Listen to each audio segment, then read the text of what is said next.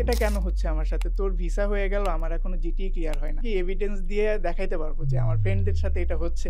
সেদিন ফোন দিয়ে বলে যে সেদিন তোর সাথেই তো আমি অ্যাপ্লিকেশন করলাম, তোর ভিসা হয়ে গেল, আমার জিটিই তো ক্লিয়ার হয় না। সো তোমার ভিসা হতে কতদিন সময় লাগলো?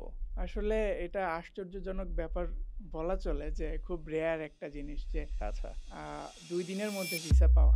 2 দিনও বলা চলে না, বলা চলে 1 দিন সামথিং। সো নূর, তুমি কোন ইউনিভার্সিটিতে পড়তে যাচ্ছ অস্ট্রেলিয়াতে? ভিক্টোরিয়া ইউনিভার্সিটি, মেলবোর্ন, ফুটস্টে পার্কে আর কি।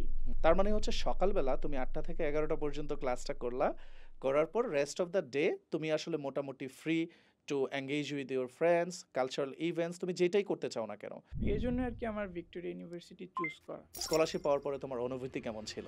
আসলে এটা আমার কল্পনায় ছিল না যে আমি 30% স্কলারশিপ নিয়ে আর কি অস্ট্রেলিয়াতে পড়তে যাব। আগে 18,000 সামথিং অস্ট্রেলিয়ান ডলার ছিল, এখন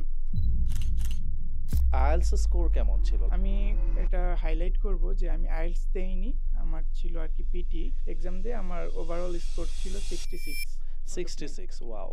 অনেকেই হয়তো বা প্ল্যান করবে যে তাদের হায়ার এডুকেশনের জন্য বিদেশে গিয়ে, তো তাদের জন্য তোমার কিভাবে শুরু করবে, কোথা থেকে শুরু করবে, তোমার গাইডেন্সটা কি থাকবে? তো তাদের জন্য মেইনলি আমি হাইলি রিকমেন্ড করব। So we have a dedicated customer care support system. So ওদের কাজ হচ্ছে অন্য এজেন্সিতে মেবি এটা খুব রেয়ার। সো ভিসা হয়ে গেছে, এডমিশন হয়ে গেছে, স্কলারশিপ হয়ে গেছে। সো তুমি আজকে থেকে 5 বছর পরে বা 10 বছর পরে নিজেকে আসলে কোন অবস্থানে দেখতে চাও?